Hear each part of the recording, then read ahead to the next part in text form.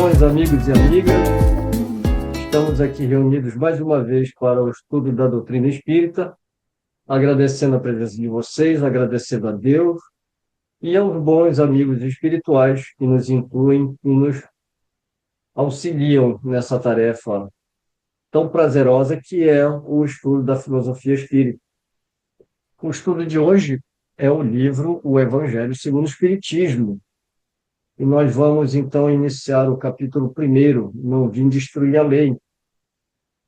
Antes de nós iniciarmos o estudo propriamente dito, a leitura do livro propriamente dita, eu gostaria de trazer aqui algumas referências para o nosso estudo. Lembrando que nós estamos falando da terceira obra principal, né, das obras fundamentais de Kardec. Eu falo das principais porque nós tivemos, além das principais que nós conhecemos, das 5 obras fundamentais, nós tivemos outros opúsculos que deram base para a doutrina espírita, que deram base para os outros livros. Alguns foram absorvidos, né, dentro dessas obras maiores, outras deram suporte para um entendimento melhor, que são obras como... e tem obras importantes também, né, que relatam também as experiências de Kardec, por exemplo, quando ele vai fazer aquela viagem espírita, visitando várias cidades, várias sociedades espíritas. Nós temos o que é o espiritismo, então nós temos vários opúsculos, mas tratando das principais obras, as fundamentais, lembrando que o Evangelho segundo o Espiritismo, ele seria o terceiro na ordem cronológica. É o terceiro e é o primeiro depois que Kardec consolida a base doutrinária. Eu gostaria de dividir aqui com vocês algumas referências da obra, das outras obras, né, que formam a base fundamental, a base doutrinária, melhor dizendo. Eu quero lembrar também que eu trouxe só algumas referências. São muitas referências, tá? Conseguem enxergar? E está bem pequenininho aqui, mas não se preocupem, porque isso vai ficar na descrição mais tarde. Isso daqui é só mesmo para a gente, né, ver o quão importante é a gente ter conhecimento dessas obras que formam a base fundamental da doutrina espírita, né? Que é o Livro dos Espíritos e o Livro dos Médiuns. Então, por exemplo, no Livro dos Espíritos, na parte segunda, que vai tratar do mundo espírita ou mundo dos espíritos, lá no capítulo 10º, nós temos das ocupações e missões dos espíritos. Na pergunta 581, que Kardec faz a seguinte pergunta: os homens que servem de faróis ao gênero humano, que o iluminam com seu gênio, certamente desempenham uma missão. Entre eles, porém, há os que se enganam e que, ao lado de grandes verdades, propagam um grande erro. Como se deve considerar a missão desses homens? Como falseadas por eles próprios, estão abaixo da tarefa a que se propuseram executar. No entanto, é preciso levar em conta as circunstâncias. Os homens de gênio têm que falar de acordo com a época em que vivem. Assim, um ensinamento que pareceu errôneo ou pueril numa época adiantada pode ter sido suficiente para o século em que foi divulgado. Por quê? Porque a gente está falando das revelações, né, como elas chegam, né? Então, a gente vai tratar das 3 revelações nesse primeiro capítulo, Não Vim Destruir a Lei. Já na pergunta 625, que aqui já é a parte terceira das leis morais, no primeiro capítulo, que vai tratar da lei divina ou natural. Conhecimento da lei natural, 625. Qual o tipo mais perfeito que Deus já ofereceu ao homem para lhe servir de guia e modelo? A resposta é Jesus. E nós temos o comentário de Kardec, né? Para o homem, Jesus representa o tipo da perfeição moral a que a humanidade pode aspirar na Terra.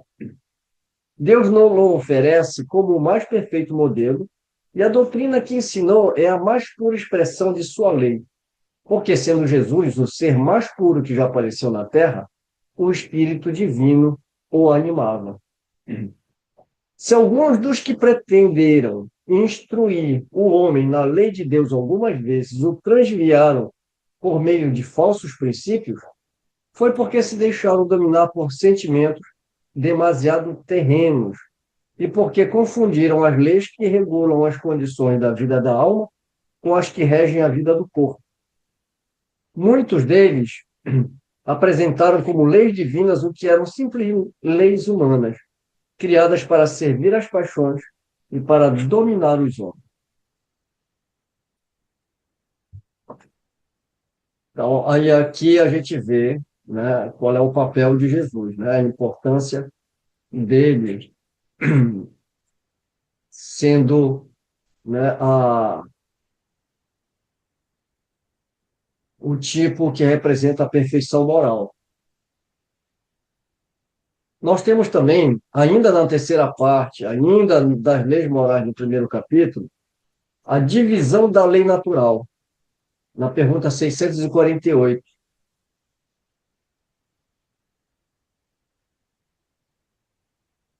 Que pensais da divisão da lei natural em 10 partes, compreendendo as leis de adoração, trabalho, reprodução, conservação, destruição, sociedade, progresso, igualdade, liberdade e, por fim, a lei de justiça, amor e caridade. Essa divisão da lei de Deus em 10 partes é a de Moisés e pode abranger todas as circunstâncias da vida, o que é essencial. Podes, pois, adotá-la, sem que por isso tenha qualquer coisa de absoluta, como não o tem os demais sistemas de classificação que dependem do ponto de vista sob o qual se considere uma coisa. A última lei é a mais importante. É por meio dela que o homem pode adiantar-se mais na vida espiritual, visto que resume todas as outras. Ele se refere à lei de justiça, amor e caridade. E é o que a gente vai ver quando a gente entrar no capítulo 1º do Evangelho, que é o nosso objeto de estudo, quando ele vai falar que toda a lei e os profetas se resumem na lei de amar a Deus sobre todas as coisas e ao próximo como a si mesmo, né? Amor, a justiça, amor e caridade. Bem, eu trouxe só essas referências porque eu achei que são as principais, mas tem muitas outras que eu poderia elencar aqui. Eu também não trouxe a Gênese, porque partindo do princípio que a Gênese ainda não tinha sido publicada, né, eu não me preocupei muito em trazer muita coisa da Gênese, né? A minha preocupação, quando a gente está estudando a nossa proposta de estudo, quando a gente está estudando uma obra, a minha preocupação imediata é com as obras anteriores que deram base para a gente chegar até nessa obra, né? É lógico que é importante, nesse caso, citar a Gênese também, né? Mas eu me abstive de fazê-lo aqui, porque lá vai falar do caráter da revelação divina, né? Vai falar também sobre Moisés, vai falar sobre Jesus, só que num outro ponto de vista e num outro tipo de aprofundamento. Aqui a gente vai estudar basicamente a moral, né, de Jesus, a moral do Cristo, que o próprio Kardec chama o Evangelho de o código, divino, né, o código moral divino. Bem, nas instruções dos Espíritos, que nós poderíamos dizer que quando Kardec traz um assunto, um tema para debater, como no Evangelho segundo o Espiritismo, ele vai trazer, geralmente, uma temática, porque ele está preocupado com a moral, né? E essa temática vai ser trazida através das passagens da vida de Jesus, e depois ele vai fazer uma exegese dessa passagem, né? E a gente vai, então, praticamente estudar a teoria e as instruções dos espíritos.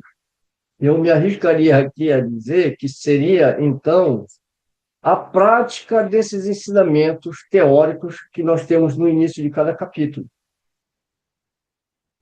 Lá das instruções dos espíritos, nós vamos ter, então, uma mensagem de um espírito israelita, uma mensagem de Félemo e de Erasto.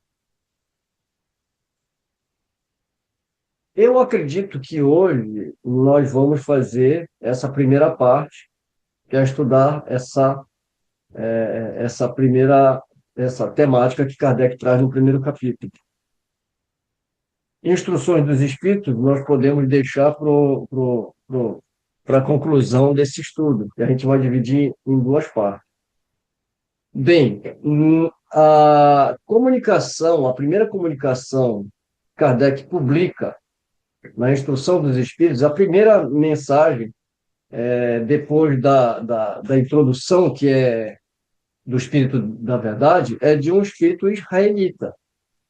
Então, na Revista Espírita, em março de 1861, Ensinos e Dissertações Espíritas, nós teremos a Lei de Moisés e a Lei de Cristo, que foi publicada na íntegra lá, e isso depois é filtrado e colocado no Evangelho. Mas na Revista Espírita do mesmo ano, no mês de setembro, nós vamos ter uma continuação de outras comunicações ainda de um espírito israelita, desse espírito, né?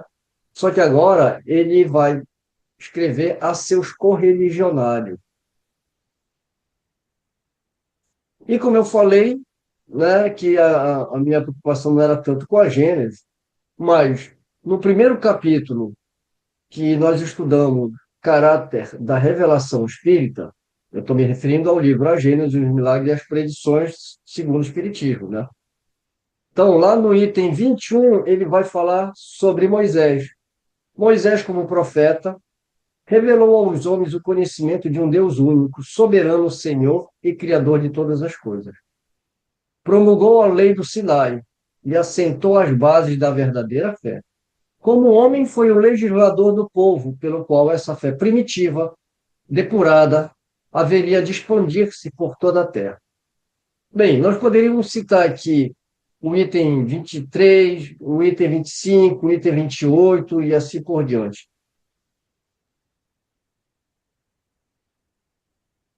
Então, vai ficar essas referências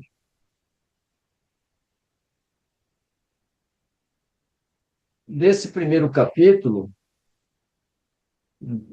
principalmente nos livros que formam a base doutrinária, o Livro dos Espíritos e o Livro dos Médiuns.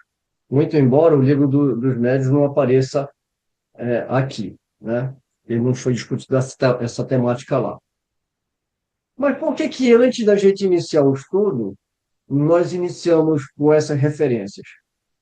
Para lembrar mais uma vez que o Evangelho ele é segundo o Espiritismo, certo?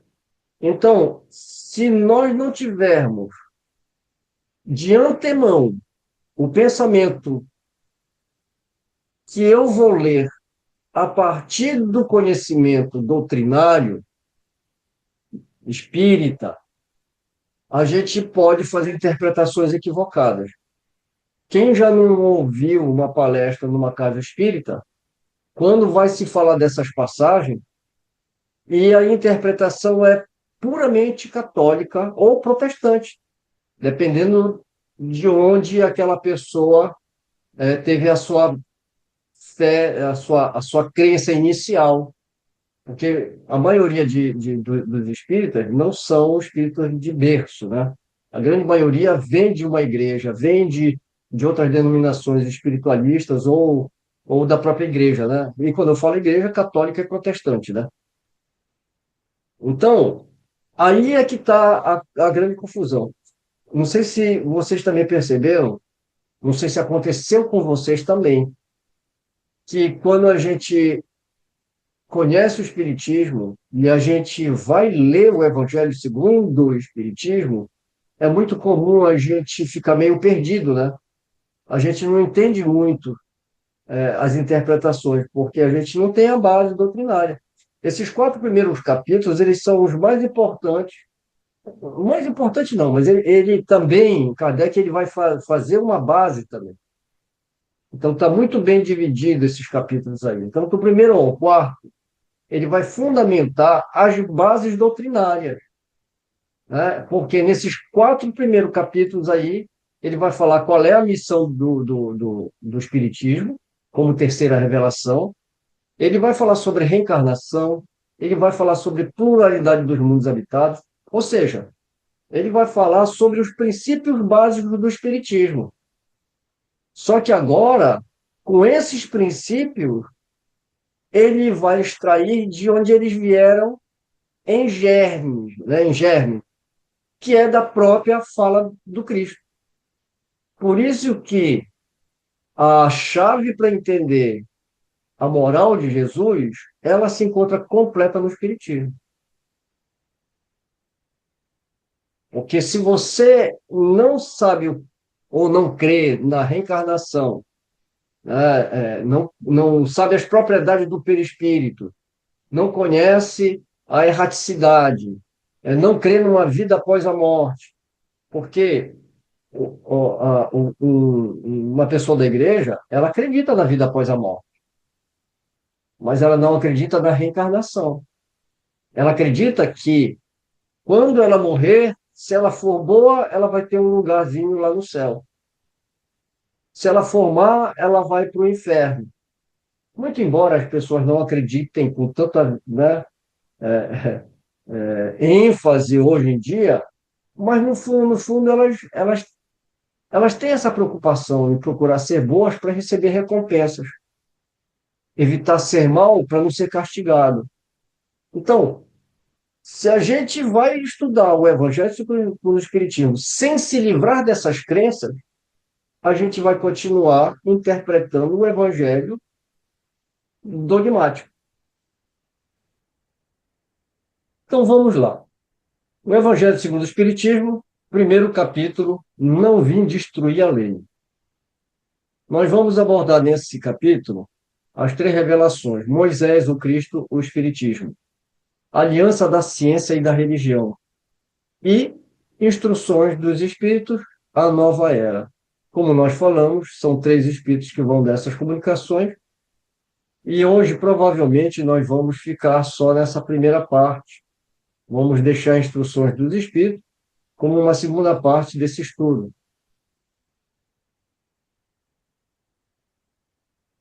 Primeiro item, Kardec traz uma passagem que está em Mateus, no capítulo 5, versículos 17 e 18. O Kardec, lembrando que ele utilizou a Bíblia de Sassi, que era uma Bíblia da época dele, né, do século, eu acho que era não era nem século XIX, século XVII, agora eu não vou lembrar. Mas era a Bíblia que ele utilizou. Nós tomamos a liberdade de trazer uma Bíblia, passagem da Bíblia, do Frederico Lourenço, para fazer as comparações. Porque é uma Bíblia mais moderna, o autor ele não é vinculado a nenhuma instituição religiosa, então é uma Bíblia laica, ele vai, ele vai traduzir diretamente do grego, e aí muita gente me pergunta, nossa, mas essa Bíblia é tão boa assim? Olha, ela é boa, sim, mas a grande. Porque a gente não tem só uma Bíblia boa, nós temos muitas Bíblias inglesas também, né? Só que Por que que a gente se refere muito ao Frederico Lourenço? Porque ele é um português. E ele escreve em português. É só por esse motivo, né? E já é muita coisa. A gente tem o privilégio de ter uma pessoa como o Frederico Lourenço e que utiliza a mesma língua, né? Tudo bem, português de Portugal dá uma pequena diferença, mas nós temos as Bíblias traduzidas para português do Brasil, Companhia das Letras? isso, Companhia das Letras.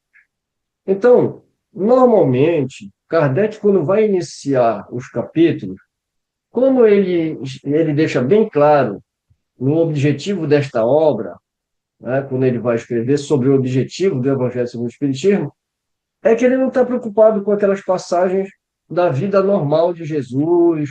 É, ele está preocupado em extrair a moral dos ensinamentos do Cristo. Então, normalmente, ele vai trazer uma passagem aonde anota-se um cunho moral e aí ele faz o estudo, né, desse ponto de vista. Então, ele vai trazer aqui uma passagem que está em Mateus, no capítulo 5, versículo 17 e 18. Essa tradução aqui é do Noleto, né? Eu vou trazer aqui a passagem que está traduzida pelo Frederico Lourenço. Então, aí vocês acompanham na tradução que vocês têm. Então, fica assim: não julgueis que vim para anular a lei ou os profetas. Não vim para anular, mas sim para cumprir. Pois, amém vos digo, até que passe o céu e a terra, não passará um iota ou um pontinho da lei, até que todas as coisas aconteçam. Bem, ele traz então a passagem e agora ele vai começar a desenvolver a temática. Então, primeiro ele fala sobre Moisés. Há duas partes distintas na lei mosaica: a lei de Deus, promulgada no Monte Sinai, e a lei civil ou disciplinar, estabelecida por Moisés. Uma é invariável, que é a lei de Deus. A outra, apropriada aos costumes e ao caráter do povo, se modifica com o tempo. Então, isso fica bem claro, né? Aliás, fica bem claro para quem, né? Porque tem muitas igrejas que acabam adotando muitas dessas leis que está lá em Levítico e utilizam como não cortar cabelo, o dízimo, uma série de outras coisas ali, né?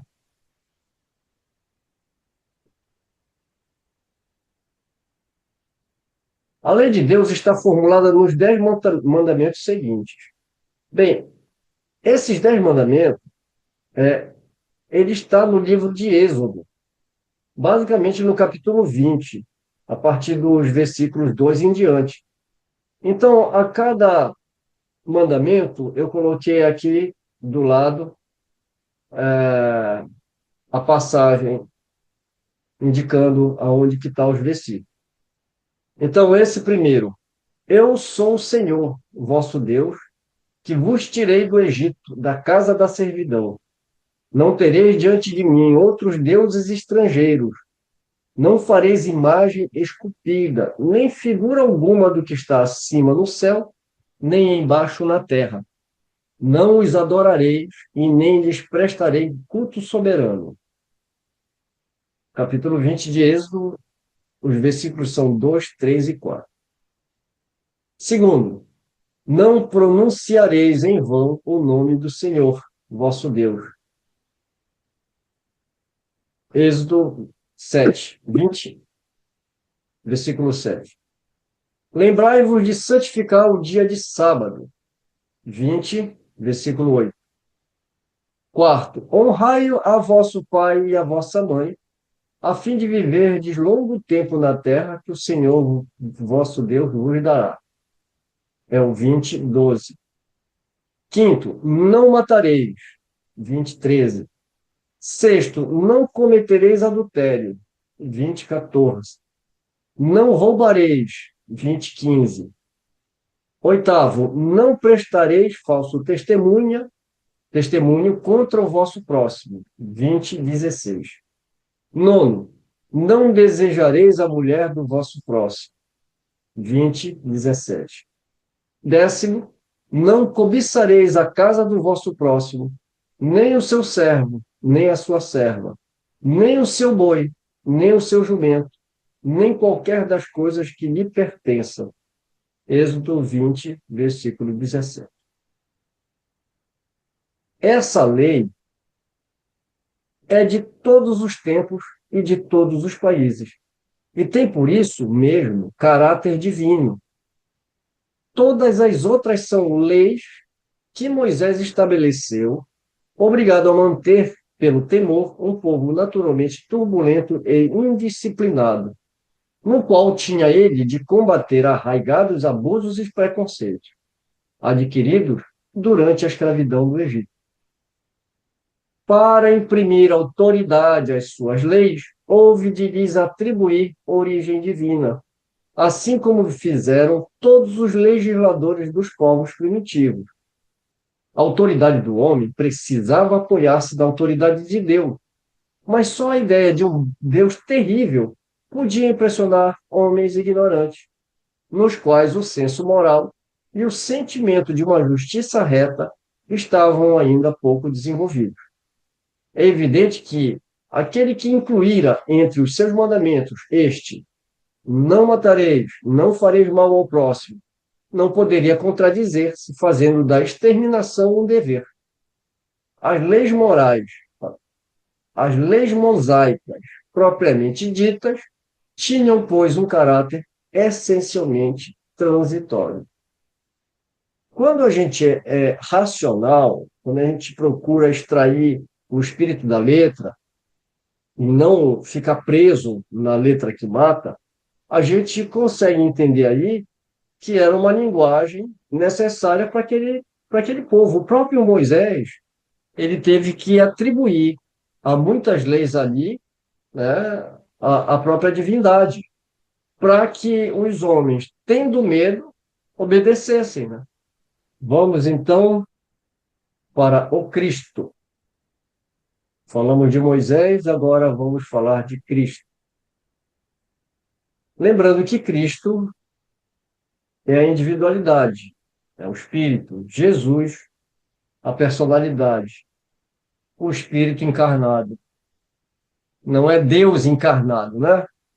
É o Espírito crístico como individualidade encarnado na personalidade, Jesus. Jesus não veio destruir a lei, isto é, a lei de Deus. Lembrando que nós estamos falando de dois tipos de lei, né? Uma lei de Deus, puramente divina, e uma lei humana, que é a de Moisés, certo? Então, quando Jesus fala que não veio destruir, ele quer dizer que ele não veio destruir a lei de Deus. Na verdade, ele veio cumpri-la, ou seja, desenvolvê-la, dar-lhe o verdadeiro sentido e adaptá-la ao grau de adiantamento dos homens. Então, é igual quando você dá um ensinamento para a criança, faz aquele preparo, dá as bases para o entendimento, para que depois você venha com conhecimentos mais profundos. Como você já tem uma base, fica mais fácil.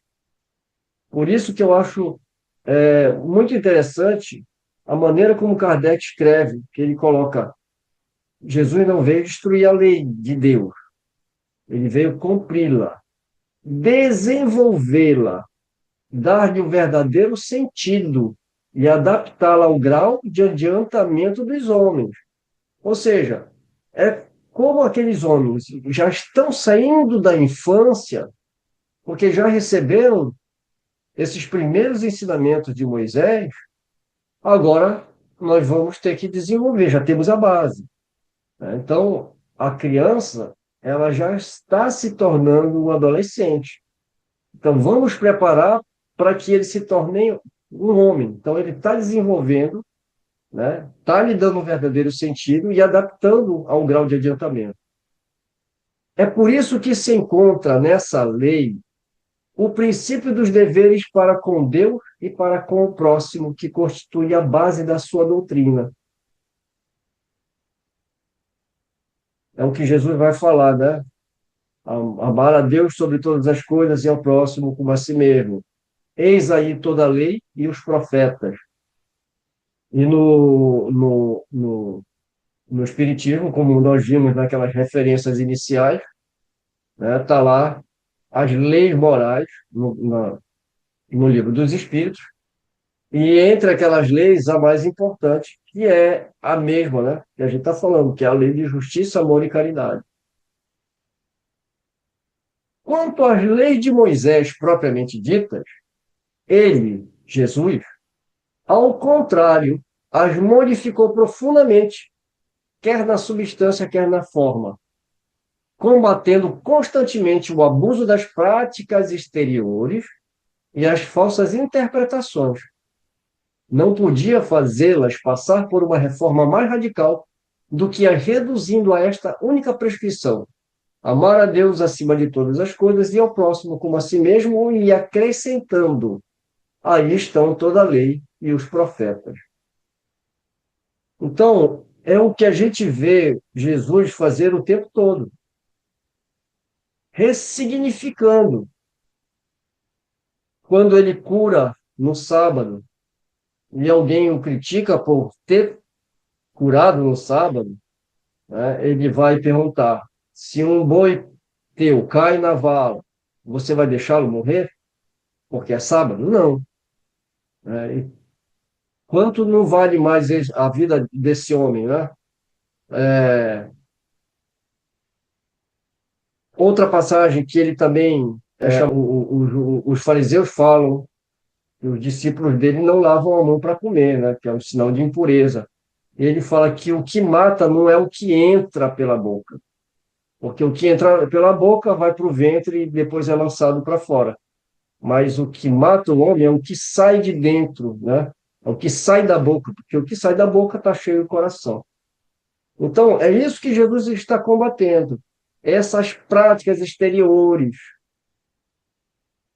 Em outro momento, aqui dentro do Evangelho segundo o Espiritismo, nós vamos ver, né, a prece que mais agrada a Deus. E a gente vai ver Jesus contando, né, a parábola de um fariseu que está ali orando de uma forma muito orgulhosa e o publicano, né, ajoelhado, batendo no peito e pedindo perdão.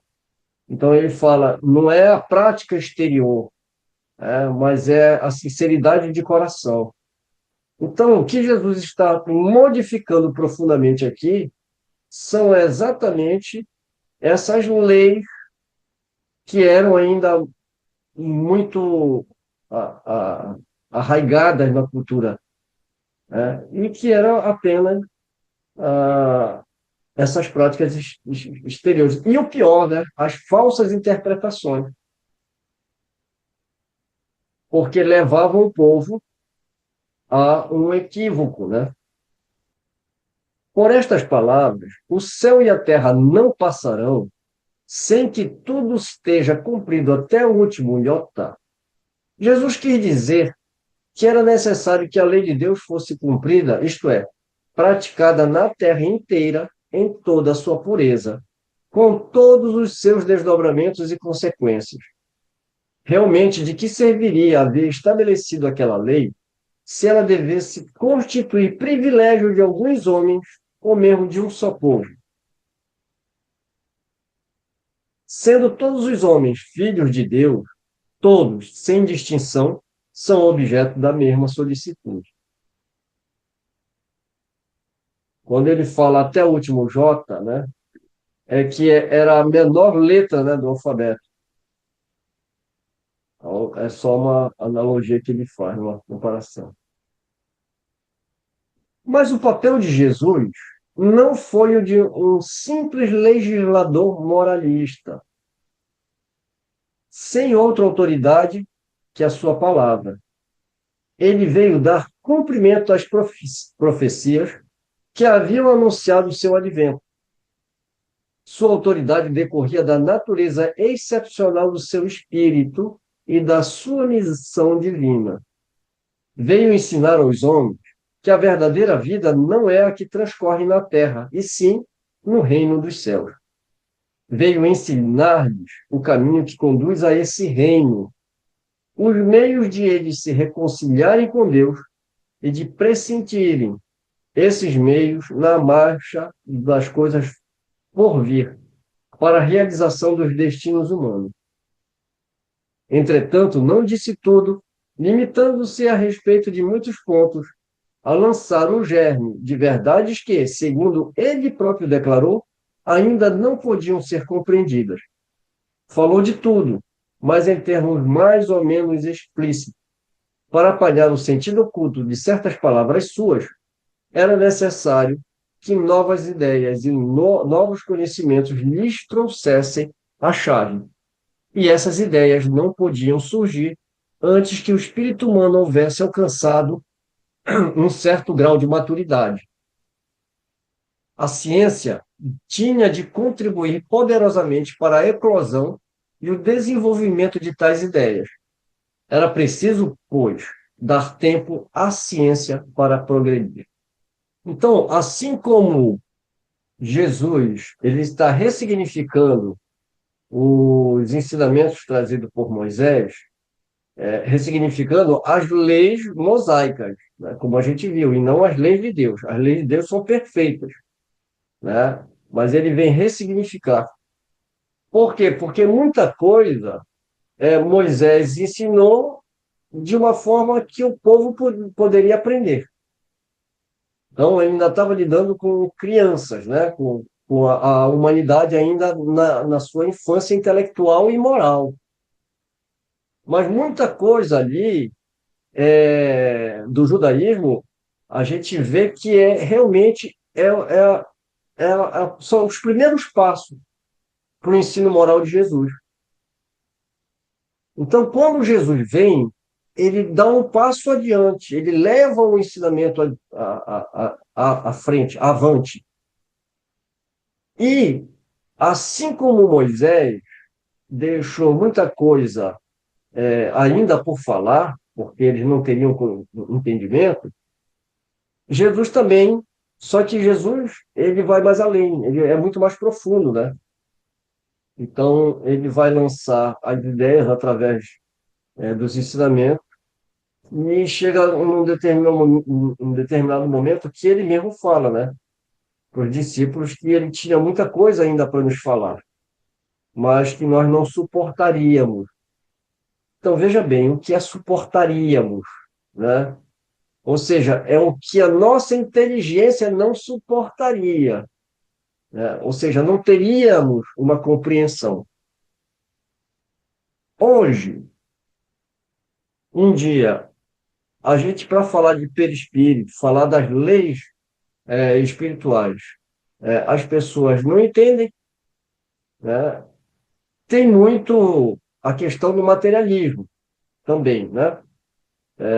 Que acaba sendo um empecilho aí para um aprendizado, né, a respeito dessas leis espirituais. Então, a pessoa, em primeiro lugar, teria que estar aberta a esses conhecimentos, mas hoje nós já temos condições de fazer as explicações necessárias, principalmente dos fenômenos, porque os fenômenos espirituais ele vêm comprovar uma vida após a morte, não mais uma vida passiva, que eu estou esperando Jesus voltar para eu me levantar e ir com ele, ou ele falar, não, aqui não, aí me mandar lá o outro lado, né? Dependendo dos nossos atos aí. Então, os próprios fenômenos, eles vão explicar essa vida. E não era o que Jesus fez o tempo todo? Meu reino não é deste mundo. Né? E aí, de que reino que ele estava falando?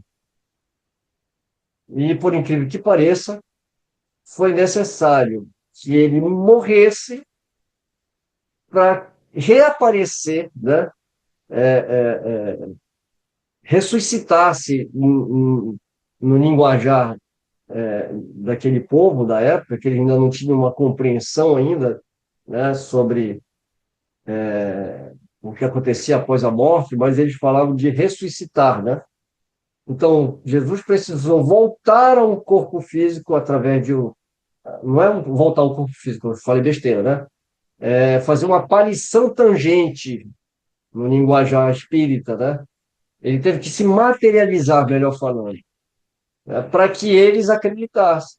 Na verdade, eu penso da seguinte forma: a língua falada da época de Jesus era uma língua muito concreta. E com isso, as pessoas tinham uma grande dificuldade de abstrair essas ideias. Ou seja, era muito mais presente um Deus vingativo do que um Deus amoroso. Isso veio com Jesus, certo? De forma que, como se a sociedade estivesse entrando na adolescência. Porque a criança também, quando começa a entrar na adolescência, é que ela começa a abstrair as coisas. Um comentário Ah, bastante importante é o seguinte: exatamente nesse capítulo 1, se fala muito da importância do Antigo Testamento.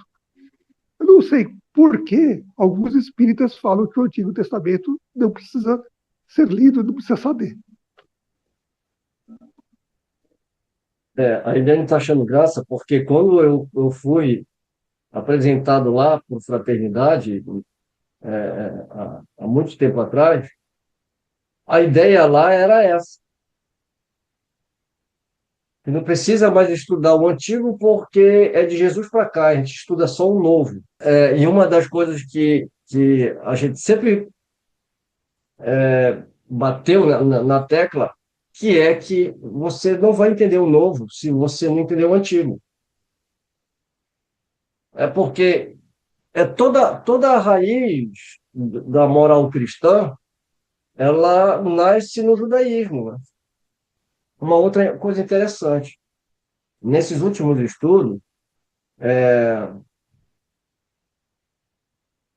a gente tem visto Kardec também fazer citações, como analogias, com comparações, com passagens da história, mas ele fala de Jonas, né? Então, quer dizer, o próprio Kardec ele também vai fazer alusões a histórias bíblicas. Por quê? Porque a Bíblia, ela antes de ser um livro sagrado dos hebreus, ela é um livro de história, é um livro de referência, né, para a cultura humana, né? O Espiritismo. O Espiritismo é a ciência nova que vem revelar aos homens, por meio de provas irrecusáveis, a existência e a natureza do mundo espiritual e as suas relações com o mundo corpóreo. Bem, eu lembrei que o Kardec ele vai fazer uma definição sobre o conceito de o que é o espiritismo. E justamente no livro O que é o Espiritismo que ele vai definir. Vocês sabem, está na ponta da língua de vocês, não é?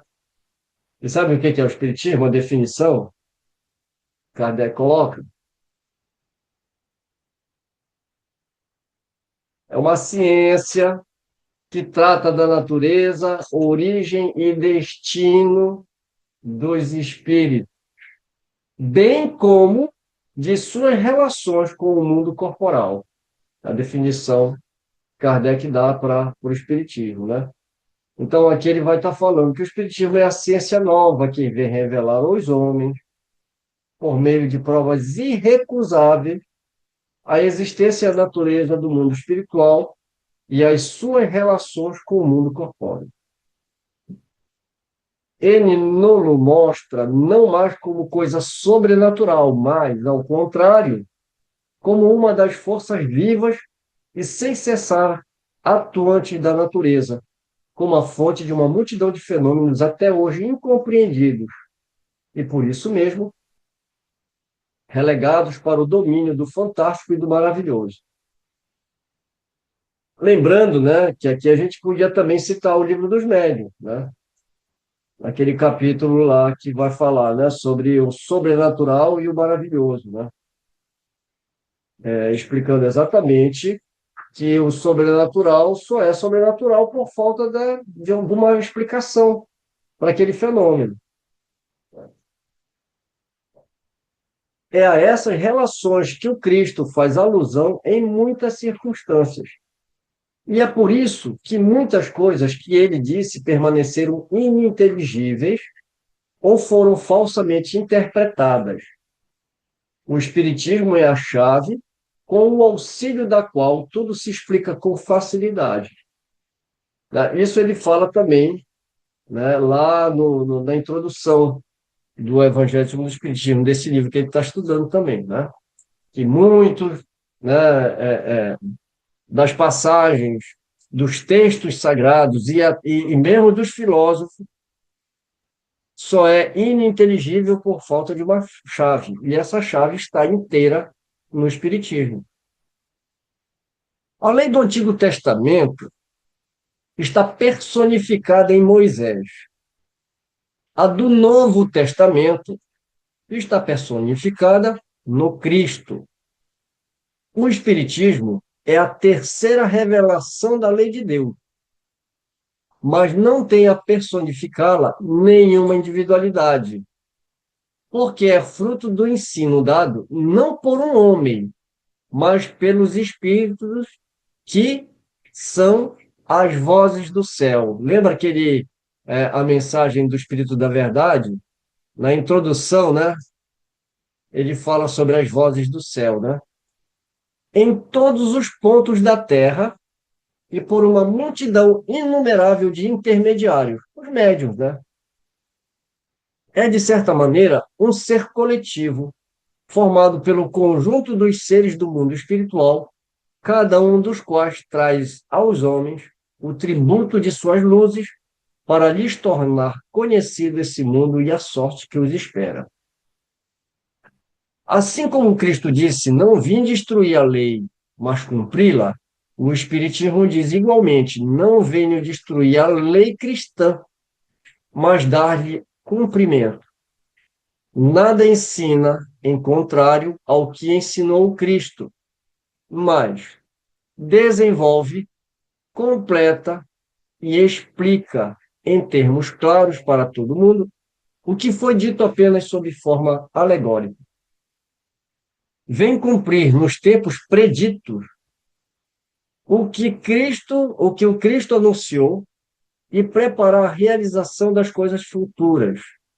Portanto, o Espiritismo é obra do Cristo, que ele mesmo preside, assim como preside, conforme igualmente o anunciou, a regeneração que se opera e prepara o reino de Deus na Terra. Eu quero chamar a atenção porque algumas pessoas falam assim: ah, o Espírito da Verdade é Jesus. Aí fica esse negócio, onde que está escrito, onde que não está escrito. Você tem aquelas mensagens apócrifas no final do Livro dos Médiuns, e lá tem 3 mensagens de Jesus. Kardec considera 2 apócrifas, e uma ele publica, né? E aí as pessoas ficam perguntando, né, se o Espírito da Verdade. Vocês perceberam que esse último parágrafo indica quem é o Espírito da Verdade? Vamos ler com calma? Vem cumprir nos tempos preditos, o Espiritismo, né? O que o Cristo anunciou e preparar a realização das coisas futuras. Portanto, o Espiritismo é obra do Cristo, certo? Então, se é obra do Cristo, que ele mesmo preside. Quem é que preside a pleiade de espíritos na terceira revelação? O Espírito da Verdade. Então, se é dos espíritos e quem preside é o Cristo, e o Espírito da Verdade é o Espírito que preside a pleiade de espíritos, Estamos falando do Cristo, estamos falando do Espírito da verdade, né? Assim como preside, conforme igualmente o anunciou, a regeneração que se opera e prepara o reino de Deus na terra. Vamos para a última temática nesse capítulo. Eu falo última temática porque depois nós teremos as instruções dos Espíritos. Então, nós vimos Moisés, nós vimos o Cristo, nós vimos o Espiritismo, e agora nós vamos ver a aliança da ciência e da religião. A ciência. Pode falar. Ah, o seu microfone. Eu entendo da seguinte forma: os conceitos de religião não tem um único conceito só, porque entra numa parte de concretude também, de imagens, de um monte de coisa, dogmas e tudo mais. Na verdade, eu acho que o Espiritismo desenvolve a espiritualidade e a religiosidade. Aliança da ciência e da religião.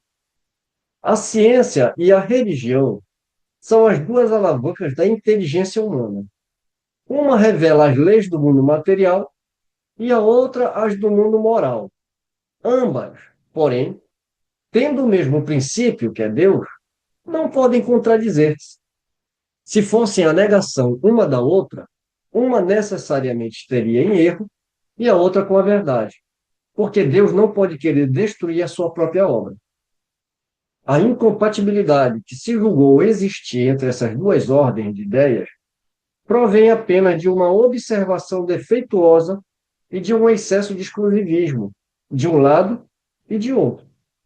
Daí um conflito que deu origem à incredulidade e à intolerância. São chegados os tempos em que os ensinamentos do Cristo hão de receber o seu complemento, em que o véu lançado intencionalmente sobre algumas partes desse ensino tem de ser levantado, em que a ciência, deixando de ser exclusivamente materialista, tem de levar em conta o elemento espiritual, em que a religião, deixando de ignorar as leis orgânicas e imutáveis da matéria, essas duas forças, ciência e religião, apoiando-se uma na outra, marcharão combinadas e se prestarão mútuo concurso. Então, não mais desmentida pela ciência, a religião adquirirá inabalável poder, porque estará de acordo com a razão e já não se lhe poderá opor à irresistível lógica dos fatos. A ciência e a religião não puderam entender-se até hoje porque cada uma, encarando as coisas do seu ponto de vista exclusivo, repeliam-se mutuamente. Era preciso alguma coisa para preencher o vazio que as separava, um traço de união que as aproximasse. Esse traço de união está no conhecimento das leis que regem o mundo espiritual e suas relações com o mundo corpóreo, leis tão imutáveis quanto as que regem o movimento dos astros e a existência dos seres. Uma vez constatadas pela experiência essas relações, fez-se uma nova luz.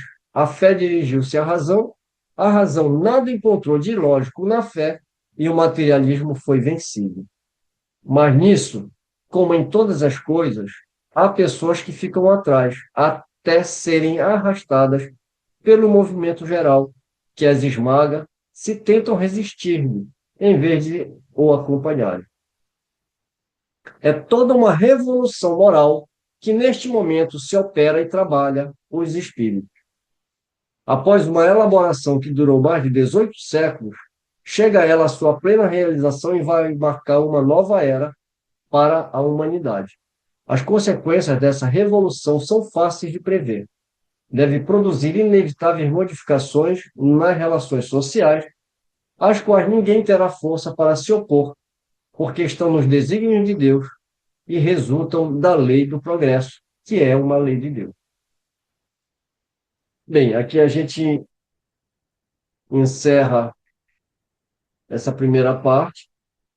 No próximo estudo, a gente vai completar esse capítulo fazendo a leitura das instruções dos Espíritos, a nova era. Então, são 3 comunicações, essa primeira de um espírito israelita, né? Depois nós teremos a de Fénelon, perdão, de Erasto, e finalmente, não, é Fénelon, né? Fénelon e a última de Erasto, né? Então nós vamos deixar para o próximo estudo para a gente concluir esse capítulo.